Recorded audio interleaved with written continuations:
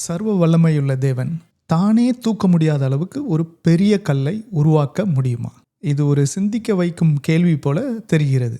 ஆனால் உண்மையில் பார்த்தீங்கன்னா இது சர்வ வல்லமை என்ற வார்த்தையின் அர்த்தத்தை புரியாமலேயே கேட்கப்படும் ஒரு கேள்வி, ஒரு முரண்பாடு, இல்லைன்னா ஒரு பாரடாக்ஸ் அப்படின்னு தான் நம்ம சொல்லணும். ஏன் நாத்திகர்கள் கூட இப்பொழுது இதை பயன்படுத்துவதில்லை என்பதை தான் இந்த வீடியோவில் பார்க்க போகிறோம். இந்த பாரடாக்ஸ் இப்படி தான் கேட்கப்படுகிறது. ஒரு சர்வ வல்லமையுள்ள தேவன் தானே தூக்க முடியாத அளவுக்கு ஒரு பெரிய கல்லை உருவாக்க முடியுமா? இது வேற நிறைய டிஃப்ரெண்ட் வேல கேட்டாலும் கல்லுக்கு பதிலாக பீஸா அந்த மாதிரி ஏதாவது கேட்பாங்க. பட் கான்செப்ட் இது சேம் தான். இந்த கேள்வியை எஸ்ஆர் நோ கேள்வி அப்படின்னு நினச்சிங்கன்னா இதுக்கு 2 பதில் கொடுக்கலாம். ஒரு பதில் உருவாக்க முடியும்னு சொல்கிறது, இன்னொரு பதில் உருவாக்க முடியாது அப்படின்னு சொல்கிறது. இந்த இதில் எந்த பதில் சொன்னாலும் அது தேவனுடைய சர்வ வல்லமையை மறுக்கிறதாக இருக்கிறது. நீங்களே அதை யோசித்து பாருங்கள். அது நீங்கள் என்ன சொன்னாலும் அது தேவனுடைய சர்வ வல்லமையை மறுக்கிறதா இருக்கும்.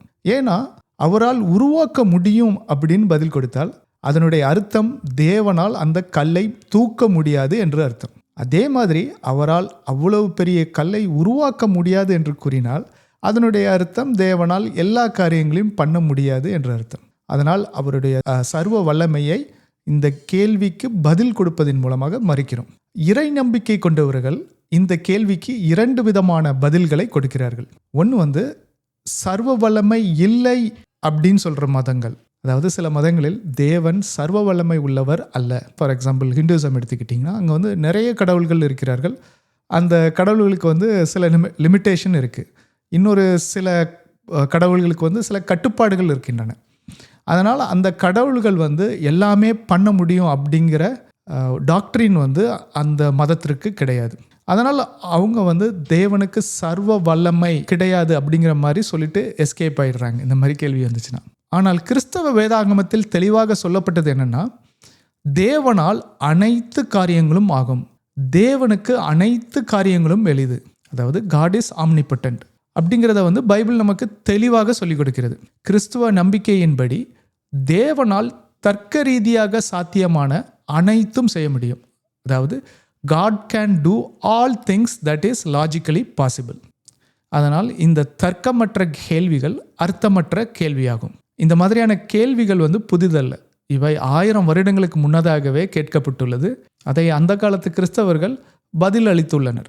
அதில் இருந்து 2 பதில்களை பார்க்கலாம். முதல்ல அகஸ்டின் ஆஃப் கிப்போ. அகஸ்டின் 5ஆம் நூற்றாண்டில் வாழ்ந்தவர். அவர் என்ன கூறுகிறார் என்றால், தேவனால் பொய் சொல்ல முடியாது, பாவம் செய்ய முடியாது, மறிக்க முடியாது. இது தேவனுடைய பலவீனம் அல்ல, இது அவருடைய இயல்பே ஆகும்.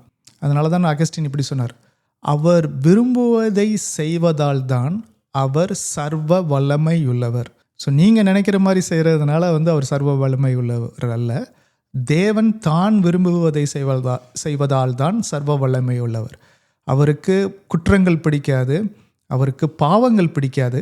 அதனால் அவர் குற்றமற்றவராகவும் பாவம் இல்லாதவராகவும் இருக்கிறார். அதனால் நீங்கள் யாராவது அவர் பாவம் செய்ய முடியாது, அதனால் அவர் சர்வ வல்லமை இல்லாதவர் அப்படின்னு நம்ம யாரும் குற்றம் சாட்ட முடியாது. சரி, அடுத்தது தாமஸ் அக்யூனஸ். அவர் இந்த 2 பேருமே தியோலஜியன்ஸ்.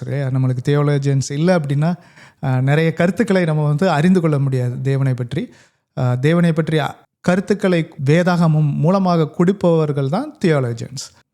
அவர் என்ன சொல்கிறாருன்னா, சர்வ வல்லமை என்பது தர்க்க ரீதியாக சாத்தியமான அனைத்தையும் செய்யக்கூடிய சக்தி. ஸோ இதை கொஞ்சம் ஈஸியாக சொல்லணும்னா, லாஜிக்கலாக எதெல்லாம் பாசிபிளோ அதை எல்லாம் பண்ணக்கூடிய சக்தி தான் சர்வ வல்லமை, அதாவது ஆம்னிபொட்டன்ட் அப்படிங்கிறத சொல்கிறாரு.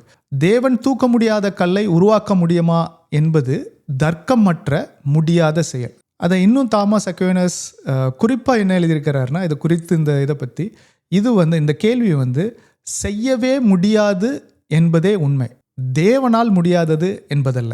என்ன சொல்ல வர்றாருன்னா, இப்படி ஒரு இது லாஜிக்கலாக பாசிபிளே இல்லை, அது தேவனால் செய்ய முடியாதுன்னு இல்லை, லாஜிக்கலாக பாசிபிளே இல்லை அப்படிங்கிறாரு. ஃபிலாசபியை படித்த ஏத்திஸ்ட் இந்த முரண்பாட்டை பெரும்பாலும் டிபேட்ஸில் அவங்க இதை பயன்படுத்துவதில்லை. ஏனென்றால் இது ஒரு கணக்கு கேள்வியோ இல்லைன்னா ஒரு அறிவியல் கேள்வியோ இல்லைன்னா ஒரு வாழ்க்கை கேள்வியோ இல்லை. இது வந்து ஒரு ஃபிலாசபிக்கல் கொஸ்டின். அதனால் தத்துவம் படிக்காத ஏத்தியஸ்ட் தான் வந்து இந்த மாதிரி கேள்விகளை கேட்பார்கள். தத்துவம் படித்தவர்களுக்கு வந்து அவர்களுக்கு நன்றாக புரியும் இது வந்து ஒரு மடத்தனமான கேள்வி அப்படின்னு.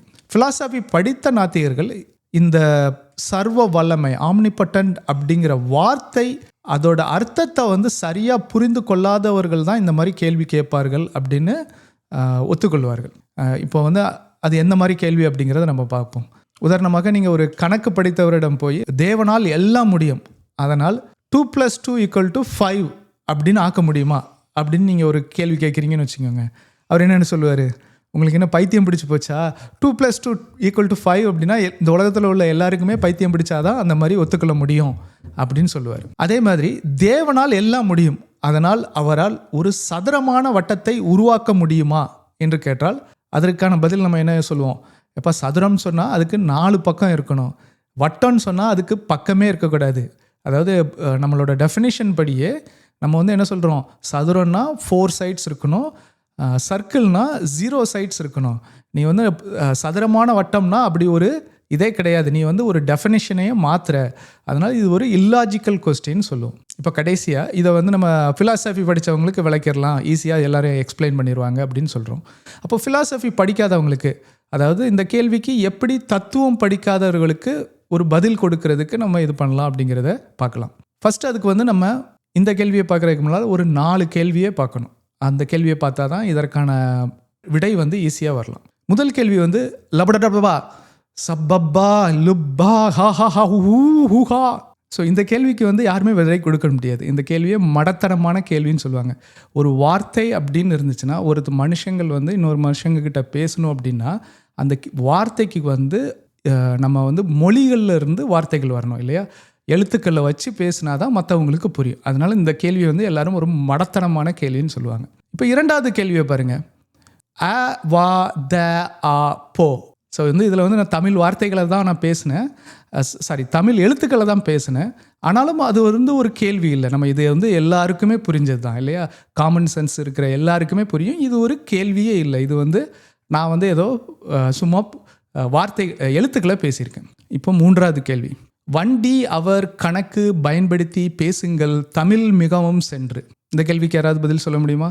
இல்லை, இது வந்து நான் வந்து எழுத்துக்களை தான் பயன்படுத்தியிருக்கேன், எழுத்துக்களை கூட்டி வார்த்தைகளாக வச்சுருக்கேன். ஆனால் வார்த்தைகளை நான் சும்மா ஏதோ யூஸ் பண்ணியிருக்கேனே தவிர இது வந்து எந்த கேள்வியுமே இல்லை. வார்த்தைகள் இருந்தாலும் தமிழ் எழுத்துக்களாக இருந்தாலும் அது ஒரு வரிசையில் இருக்கணும், அதுக்கு ஒரு அர்த்தம் இருக்கணும், அப்படின்னா தான் இது வரும். ஸோ இது மூன்றாவது கேள்வியும் தப்பு. இப்போ நான்காவது கேள்வி, அந்த பேச்சுலருக்கு கல்யாணம் ஆனதுலேருந்து பேச்சுலராக இருக்கிறதுனால போர் அடிச்சிருச்சு. இது வந்து ஒரு அர்த்தம் இருக்கிற மாதிரி இருக்குது, ஆனால் நீங்கள் யோசித்து பார்த்தீங்கன்னா அதில் அர்த்தமே இல்லை.